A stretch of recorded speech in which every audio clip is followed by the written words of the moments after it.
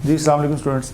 अच्छा स्टूडेंट्स, अभी जो है आज हमने अपना चेंज ऑफ वॉइस से कंप्लीट किया। तो चेंज ऑफ वॉइस के कुछ जो है ना वो यूनिक सेंटेंसेस हैं जिनके बारे में हमने बात नहीं की, तो उनको किन रूल्स के मुताबिक या किस तरह से चेंज करना है वो बात करेंगे। हमने बेसिक बात ऑलरेडी कर ली है कि एक्टिव वॉइस से पैसिव वॉइस कैसे बनाना है और डायरेक्ट पैसिव भी कैसे बनाना है। अब हम थोड़ा सा एडवांस जो हैं टाइप ऑफ सेंटेंसेस उनको देखेंगे। तो जैसा कि मैं आपको पहले भी इस पर कम्युनिकेट करता रहा और अभी भी ये जो हमारा वन पेपर है, ये assistant director IB/FIA, inspector FIA, town officer, municipal officer जो सिंध पब्लिक सर्विस कमीशन है, उन सब के लिए एक जॉइंट प्रोग्राम है। तो दिस इज़ वेरी बेनिफिशियल। अभी ऑलमोस्ट कोई 8-9 लेक्चर्स हमने डिलीवर कर दी हैं जिनकी रिकॉर्डिंग्स जो है वो 102 के हमारे पास अवेलेबल हैं। तो जो लोग सिंसियर हैं, जो लोग इसको ज्वाइन करना चाहते हैं, उनको चाहिए कि वो एट द अर्लीस्ट ज्वाइन करें ताकि उनकी बकाया जो क्लासेस उनका हर्ज ना हो। 50 डेज़ का ये टोटल सेशन है, 40 डेज़ की स्टडी है, 10 डेज़ मॉक टेस्ट की सीरीज़ है जो कि ऑलरेडी मैं आप लोगों को बता चुका हूँ। ओके स्टूडेंट्स, अभी जो हम हमारा वो जो पॉइंट ऑफ डिस्कशन है वो है जी unique cases of change of voice. Change of voice के अंदर जो एडवांस किस्म के सेंटेंसेस हैं उनका चेंज ऑफ वॉइस। ये तो आपने जो जितनी भी डिस्कशन की ना बुनियादी चीज़ें थी। अब देखें, फॉर एग्जांपल मैं एक सेंटेंस लिखता हूँ, we can break the rules. ठीक है जी, ये एक्टिवाइज है। अब हमने इसका पैसिवाइज करना है, तो पैसिवाइज करने के लिए वही जो रूल हमने लिखे थे वही ये जनरल रूल है जो मैंने आपको लास्ट टाइम पिछली क्लास में बताया, और ये वही चीज़ें जो मैंने डायरेक्ट पैसिव की बताई हैं। तो अब ये एक एक्टिवाइज इसको हमने चेंज ऑफ वॉइस में करना है। तो आप बताएं जी क्या हो सकता है चेंज ऑफ वॉइस इसका? We can break the rules.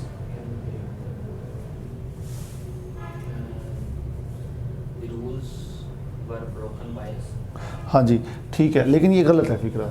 फ़िक्रा गलत क्यों है? वो आप उसके मुताबिक जा रहे हैं। अब ये थोड़ा सा मतलब ना डिफरेंट चीज़ है, एक एडवांस लेवल की चीज़ है। अब यहाँ पे हमने देखना है कि यार यहाँ पे कैन लगा हुआ है, कैन किस सेंटेंस में आता है, टेंस में आता है, सॉरी कैन किस टेंस में आता है, पहले तो ये देखना होगा। नहीं ज़रूरी तो नहीं है। ये तो बेसिकली सिंपल प्रेजेंट टेंस है, सिंपल प्रेजेंट टेंस है, लेकिन उसके अंदर कैन यूज़ हो गया। कैन एक मॉडल है, देखिए ना। अब हमने सिंपल प्रेजेंट में मॉडल्स का इस्तेमाल नहीं देखा, ठीक है, यहाँ पे हो रहा है। तो जब मॉडल्स यूज़ हो जाएंगे अदर देन विल और शैल, वो तो फ्यूचर में आमतौर पे यूज़ होते हैं, लेकिन अगर मे यूज़ हो जाता है, कैन यूज़ हो जाता है, मस्ट यूज़ होता है, तो फिर उसका चेंज ऑफ वॉइस थोड़ा डिफरेंट वे से है। अब डिफरेंट वे क्या है वो बता देता हूँ। नहीं, वो भी गलत हो जाएगा, इसका बनेगा जी द रूल्स। जब भी इस तरह की सूरत हाल हो और सिंपल प्रेजेंट में आप मॉडल्स इस्तेमाल करें, तो आप इसका एक्टिव वॉइस से पैसिव वॉइस बनाने के लिए इसी मॉडल को ऐसे लिखेंगे कैन, और साथ BE का इजाफा करेंगे, can be. Okay, the rules can be, आगे वही rule, broken by us. Same उसी तरह हो जाएगा, लेकिन डिफरेंस क्या है कि कैन के साथ आपने BE लगाया, इसका मतलब है मॉडल्स आ जाएंगे अदर देन विल और शैल आएगा तो वैसे ही फ्यूचर में चले जाएंगे ना। इवन उनके साथ भी BE ही लगता है, देखिए ना, विल शैल है तो तब भी विल भी शैल भी हो जाता है, अगर मे आएगा तो मे भी हो जाएगा, कैन आएगा तो कैन भी हो जाएगा। ठीक है, तो ये चीज़ है, हमने इसको कैसे करना है। अच्छा जी, कुड इज़ फॉर पास्ट, बिल्कुल ठीक है, कुड यूज़ करना गलत हो जाएगा, कैन भी। अब देखें, अब थोड़ा सा पीछे जाएं, तो जब हम सिंपल प्रेजेंट पढ़ते हैं तो हम क्या करते हैं, अगले टेंस का हेल्पिंग वर्ब यूज़ करते हैं। यहाँ पे भी तकरीबन वही चीज़ हुई है। कैसे भला? यहाँ पे हमने लगाया BE, तो BE क्या है? इज़ है, तो इज़ कहाँ यूज़ होता है? इस रेगुलर टेंस में। तो ये बात वही है बेसिकली, लेकिन मॉडल्स जब भी आपके सिंपल प्रेजेंट में यूज़ होंगे साथ BE लगा देना, सिंपलिसिटी के लिए मैं बता रहा हूँ। तो कुड को जो लोग कर रहे हैं दैट इज़ रॉन्ग, कुड नहीं होगा यहाँ पे। कुड, कैन को कुड में करते हैं जब हम नरेशन करते हैं, तो यहाँ पे नहीं करेंगे। ओके, नेक्स्ट चलते हैं जी। नेक्स्ट एक सेंटेंस है,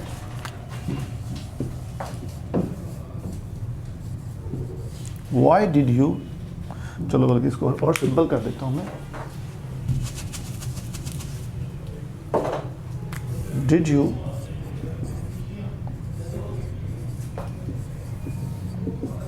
बॉयल द एग्स। अब ये क्वेश्चन शेप है, ठीक है जी।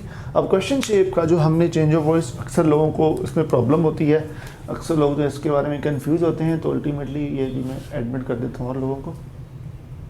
तो हम इसका जो पैसिवाइज करते हैं तो क्या बनेगा जी, कोई बंदा बताए जी। क्योंकि ये बातें मैंने उसमें डिस्कशन नहीं की थी, इसलिए मैं थोड़ा सा इसको सेपरेट करवा रहा हूँ। सो अल्टीमेटली ये इसका बड़ा आसान हल ये है कि जब एक चीज़ आप क्वेश्चन मार्क में रखते हैं तो आप पैसिव वाइज भी इसका क्वेश्चन शेप में ही बनाएंगे। तो क्वेश्चन शेप में ही बनाने के लिए हम इसको क्वेश्चन, इसका जो शेप है वो क्वेश्चन की रखेंगे, लेकिन रूल्स ये वाले लग देंगे।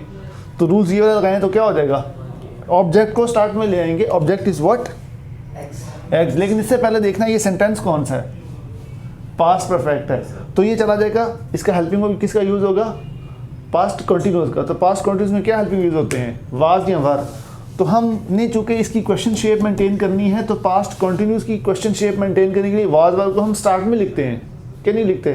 तो यहाँ पे हम वाज को स्टार्ट में, बल्कि एग्स है, इसके साथ क्या वर आ जाएगा। तो हम इसका लिखेंगे जी, वर दी एग्स, वर दी एग्स, आगे boiled, third form by you. और क्वेश्चन का क्वेश्चन रहेगा, देखिए क्वेश्चन की शेप उसी के अंदर ही रही है। सो ये हो गया जी हमारा क्वेश्चन की शेप में। अब इसी तरह से अगर हम ये कहें,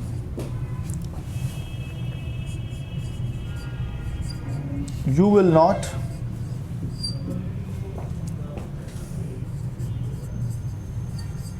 decide the case, let's suppose you will not decide the case, एक सेंटेंस है। तो हमने जो ये इसका करना होगा, अब अल्टीमेटली ये भी चीज़ मैंने नहीं बताई आप लोगों को, क्योंकि ये नेगेटिव सेंटेंस है। तो जैसे इंट्रोगेटिव को इंट्रोगेटिव में रखा, नेगेटिव को नेगेटिव में रखेंगे, बकाया रूल्स वही हैं, एज इट इज़ हैं। तो उन्हीं रूल्स को इम्प्लीमेंट करते हैं जो कि मैं आपको पिछले लेक्चर में बता चुका हूँ। जो है वो उनको भी आपको लोगों को देख लेना चाहिए अगर कोई। वेरी गुड, ठीक है। द केस, आगे शाबाश, गलती कर रहे हैं आप, एक क्या गलती है जरा गौर करें। वो कैर की जगह विल वाला है वो नहीं, द केस विल, आगे नॉट बी, ठीक है, विल बी नॉट नहीं होगा, विल नॉट बी होगा। Okay, the case will not be decided by you. मैंने कहा शायद आप ये कह रहे हैं the case will be not decided, तो विल के फौरन बाद नॉट लगाना है। Okay fine. तो अब हमने देख लिया, क्वेश्चन शेप आए तो उसको उसमें रखना है, नेगेटिव आए तो उसको उसमें रखना है, मॉडल्स आ जाए तो फिर हमने क्या करना है। थोड़ा सा एक और देखते हैं इस तरह का, यहाँ मैं लिख देता हूँ। अगर इस तरह के सेंटेंसेस आ जाए, let's suppose polish the shoes, ये कौन से सेंटेंसेस नहीं, ये है इम्पेरेटिव सेंटेंसेस, जिन्हीं के अंदर हम हुक्म देते हैं, कोई रिक्वेस्ट करते हैं, ऑर्डर देते हैं, ये वो चीज़ें। तो अब हम इसमें कहेंगे, इसका जो पैसिव बन जाएगा उसमें हम लेट का यूज़ करेंगे, लेट द शूज, आगे बिल्कुल ठीक हो गया, बी उसके बाद थर्ड। ओके जी। तो अब हम फर्दर इसमें एक स्टेप और देखते हैं कि मज़ीद हम जो है इसके अंदर क्या कर सकते हैं जी इन तरह के टेंसेस में। ओके, होप सो आपको नज़र आ रहा होगा लास्ट पे। तो जी अब मैं जनाब एक और सेंटेंस लिखता हूँ नंबर 5 पे, और वो है जी,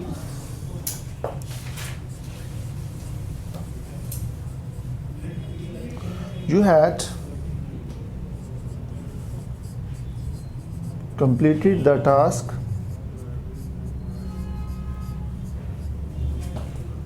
at the earliest.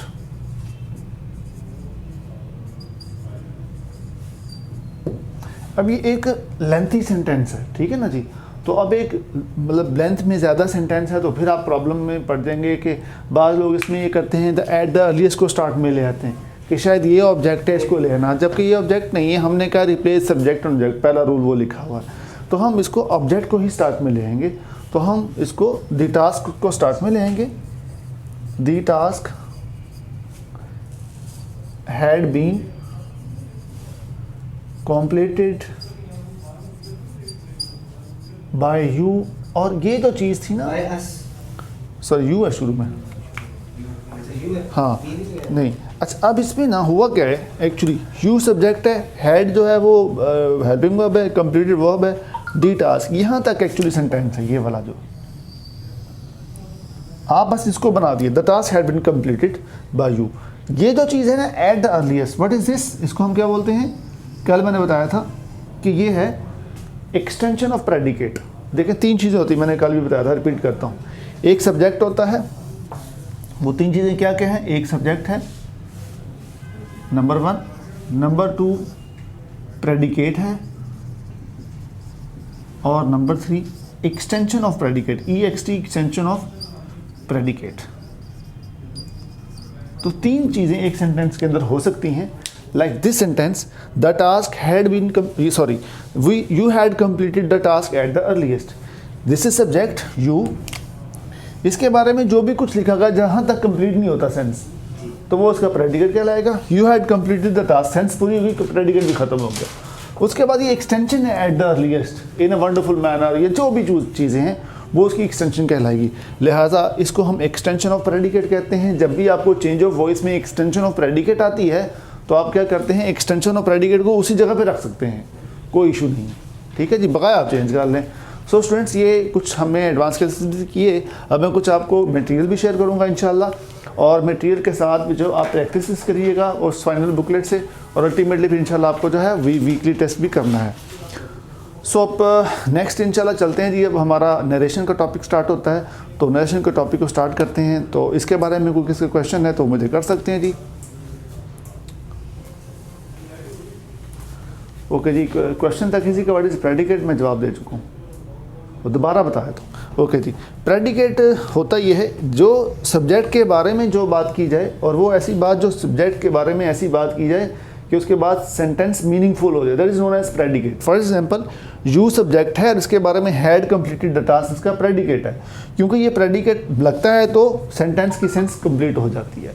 इसका रिलेशन बेसिकली यू से होता है, लिहाजा this is predicate and this you is subject, और वो उसकी एक्सटेंशन होगी। एक पिक्चर ले लो जी, पिक्चर भी ले लें जी। ओके जी, गुड हो गया। अच्छा नेक्स्ट चलते हैं जी। अब वीडियो में स्टॉप करके टेक्स्ट में डाली कि इसी को आगे चलें।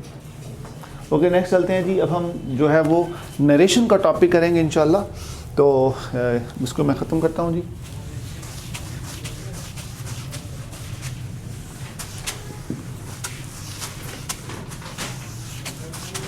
मैं अपने स्टूडेंट्स को एक बात कहता होता हूँ कि आप इंग्लिश पढ़ रहे हैं 1 पेपर के लिए, ऐसे ही है ना जी।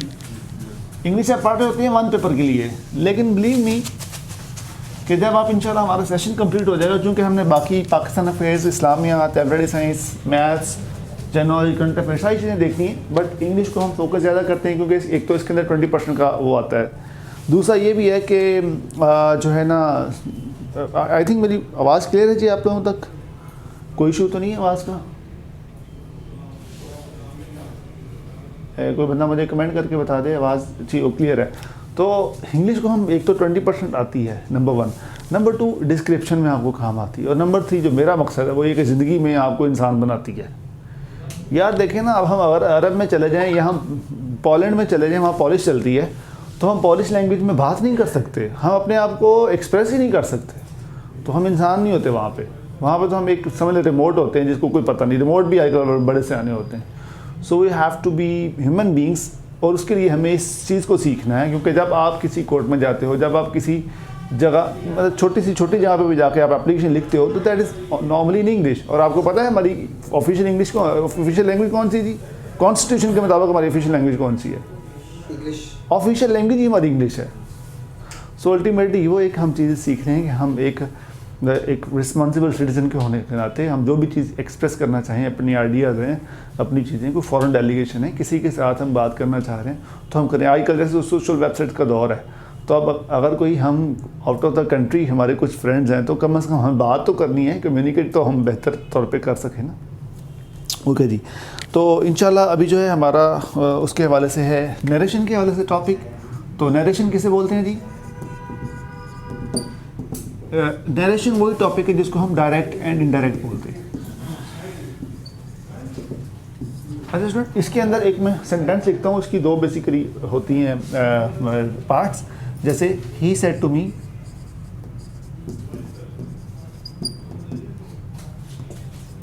आई लाइक आइस हॉकी। आजकल तो मौसम भी है ना यार, ओके जी, he said to me I like ice hockey. अच्छा, अब इसके दो पार्ट्स हैं। इसमें से जो पहला पार्ट है ही सेड टू मी और दूसरा पार्ट है आई like ice hockey.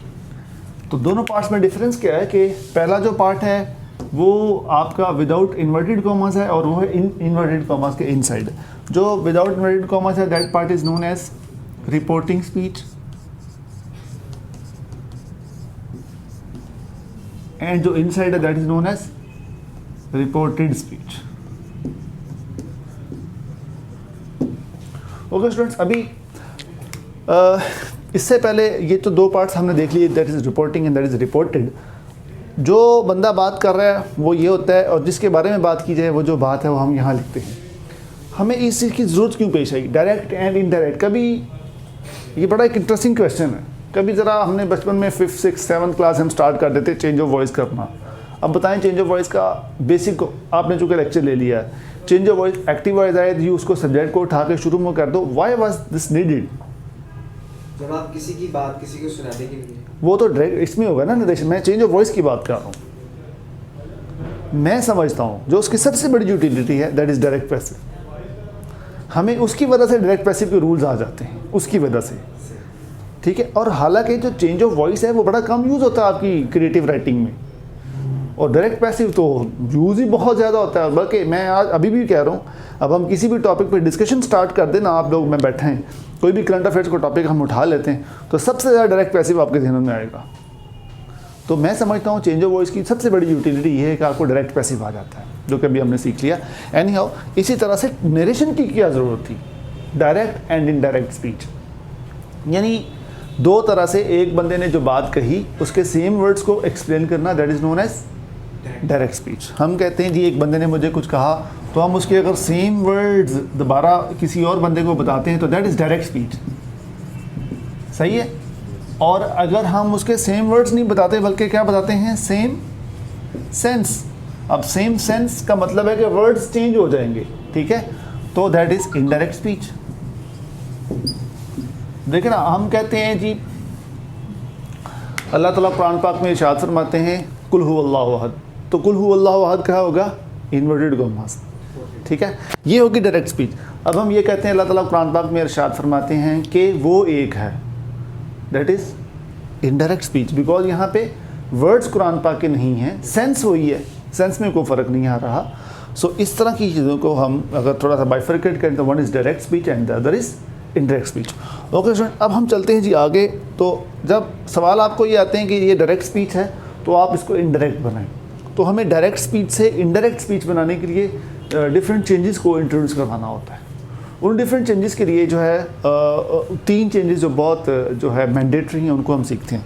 So number 1 पे जो चेंज है ये मैं वो बात कर रहा हूँ कि जो चेंजेस रिपोर्टिंग स्पीच में, मज़े की बात ये है कि कुछ चेंजेस रिपोर्टिंग स्पीच में होती हैं, कुछ रिपोर्टेड स्पीच में होती हैं।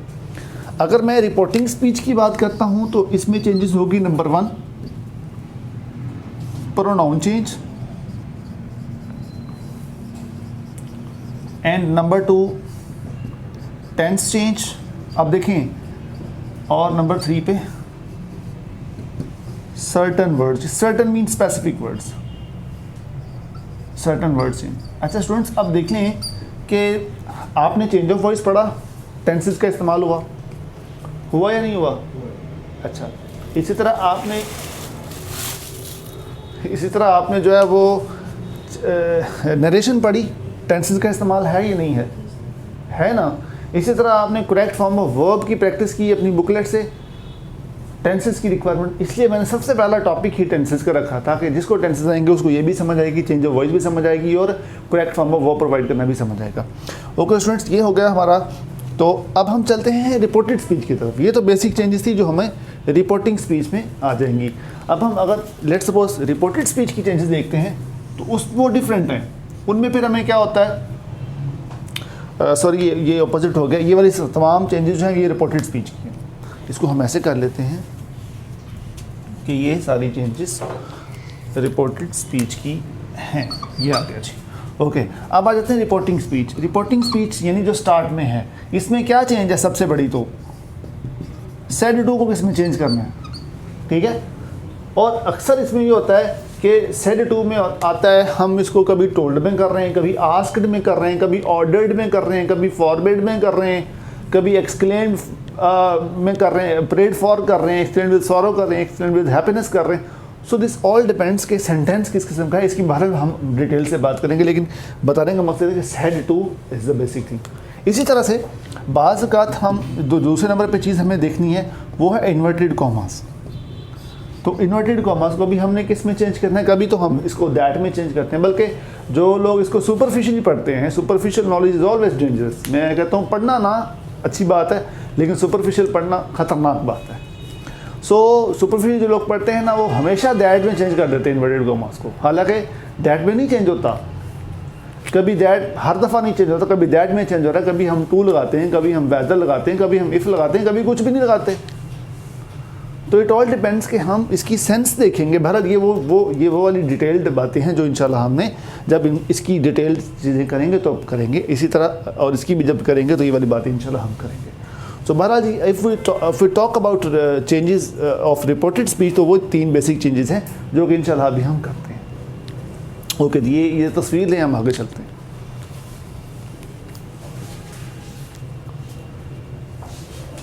फाइन जी, ओके स्टूडेंट्स, ये मैं ख़त्म कर रहा हूँ जी। इसके अंदर जो है अब हम डायरेक्टली इस चेंजेस में करेंगे जो कि रिपोर्टेड स्पीच में होंगी।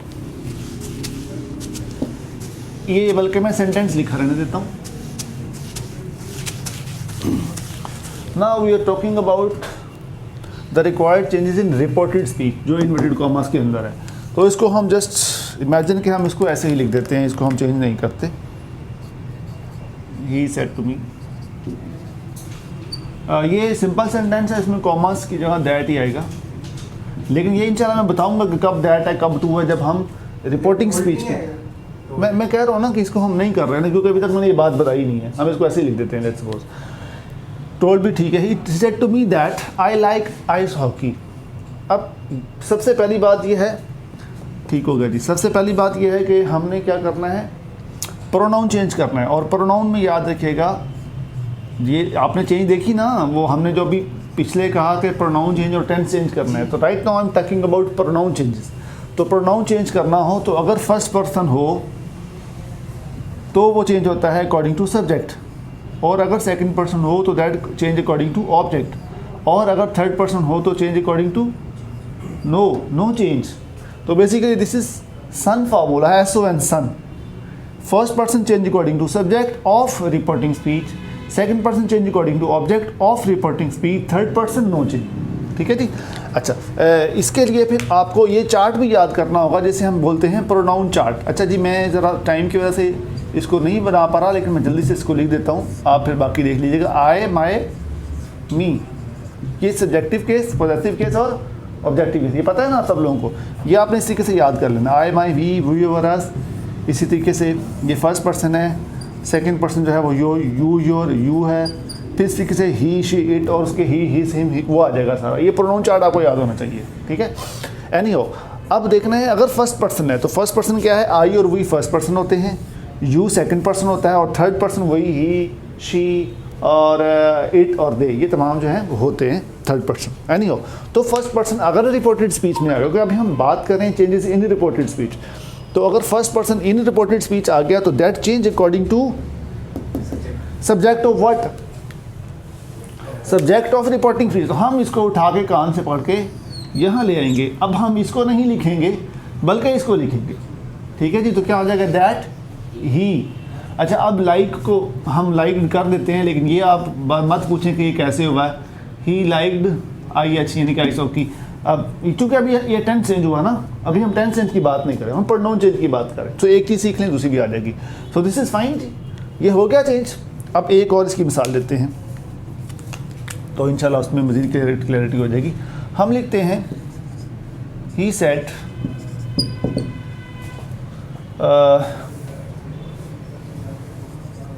We are students. चलो जी, अब ये इसमें हमने देखना है कि he said that, we pronoun है। देखिए ना, प्रोनाउन क्या होता है, सबसे पहले ये भी आपको जानना ज़रूरी है। Pronoun are the words which are used in place of noun. For example, Aslam is a boy, अगले सेंटेंस में हम असलम का वर्ड काट के वहाँ लिखते हैं ही इज़ अ स्टूडेंट, तो ही इट विल बी प्रोनाउन। तो ये वी भी प्रोनाउन है, ये सारे प्रोनाउन है सारे, I, we, you, he, she, it, they, ये सारे प्रोनाउन होते हैं। तो अब वी चूँकि प्रोनाउन है तो प्रोनाउन चेंज करना है, तो वी कौन सा पर्सन है ये देखना पड़ेगा। तो वी नो कि आई और वी फर्स्ट पर्सन है, लिहाजा this is first person change according to subject. तो आप इसको उठा के इधर ले आएंगे और वी ख़त्म कर देंगे। यहाँ क्या लगाएंगे जी, क्या लगाएंगे, वी ख़त्म कर दिए, यहाँ क्या लगाएंगे, वेरी गुड। यहाँ पे ही भी आ सकता था, कोई बंदा अगर कहता ना ही आ जाता तो मैं अभी राइट नाउ स्टेज पे कहता हाँ ठीक है इट्स फाइन, लेकिन थोड़ी सी सेंस यहाँ पे वी चूँकि ज़्यादा है, प्लूरल है, इसी तरह ही का भी प्लूरल यूज़ करेंगे, लेकिन रूल तो वही रहा ना जो हमने कहा था। सो यहाँ आ जाएगा दे आर स्टूडेंट्स। अभी आर वर्ब में क्यों नहीं हुआ इसको छोड़ देंगे, बहस हम बाद में कर लेंगे, just focus on change of pronouns. अच्छा जी, last sentence,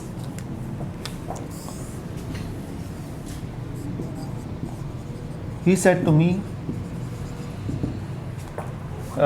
I, he and you stole eggs।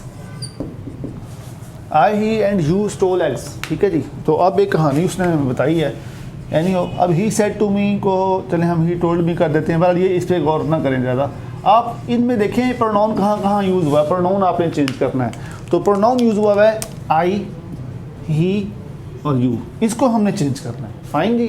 तो देखें ये कौन सा प्रोनाउन है, फर्स्ट पर्सन है सेकंड पर्सन है, first person change according to subject. तो आई अकेला है तो ही अकेला लगा दें। उसके बाद ही क्या है जी, no he is third person को चेंज करना है, नो चेंज, हम ही को ही लगाएंगे और एंड यू सेकंड पर्सन किस में चेंज होता है, ऑब्जेक्ट में। ये यू सेकंड पर्सन उठा के इसको ऑब्जेक्ट लें तो ऑब्जेक्ट मी है यहाँ पे, तो यू ख़त्म हो जाएगा और यहाँ मी आएगा। बट देखो मी इज़ ऑब्जेक्टिव केस, तो यू का भी सब्जेक्टिव केस क्या होगा, मी को रिवर्स करो ना, आई आ जाएगा ना, इसको भी रिवर्स में जाएंगे तो यहाँ आई आ जाएगा। एंड आई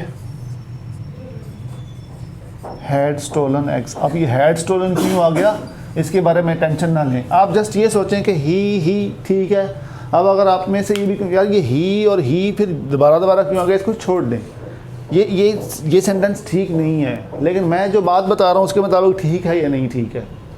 अभी कॉमन सेंस की बात है कि हम यहाँ पे ही टोल्ड मी, जी बताएं।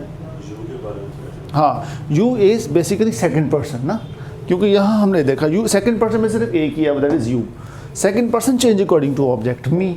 तो अब यू ख़त्म हो जाएगा, इसकी जगह हम यहाँ मी लगाएंगे यहाँ पे, लेकिन हम मी नहीं लगा सकते, बी ऑब्जेक्टिव केस है, you is a subjective case, subjective case mean जो स्टार्ट में आया, तो हम इसको भी लगाएंगे मी ही, लेकिन मी के रिवर्स में जाकर उसका सब्जेक्टिव केस लगा देंगे, तो आई हैड स्टोलन एग्स हो जाएगा। So students that was all about your pronoun change. तो इसके बाद जो है जी हम इंशाल्लाह इसी तरह जो है वो टेंस चेंज देखेंगे और इसी तरीके से जो सर्टन वर्ड चेंज देखेंगे। सो आई रिपीट अगेन कि जी जो स्टूडेंट्स हमारे साथ ज्वाइंड हैं दैट्स वेरी गुड, वो अपना काम कर रहे हैं, दैट्स फाइन, लेकिन जो स्टूडेंट्स हमें ज्वाइन करना चाहते हैं they should join at the earliest, वो इसलिए ताकि उनकी जो क्लासेज है वो मिस ना हो। That is very painful for me, मतलब बीइंग अ टीचर ही मैं ये कह रहा हूँ कि एक स्टूडेंट नहीं आता दैट्स मतलब इतना प्रॉब्लमेटिक बात नहीं, लेकिन जो आता है और लेट आता है दैट्स अ प्रॉब्लमेटिक बात। ओके जी, थैंक यू वेरी मच, अल्लाह हाफिज़। ये लें जी, बंद कर दें।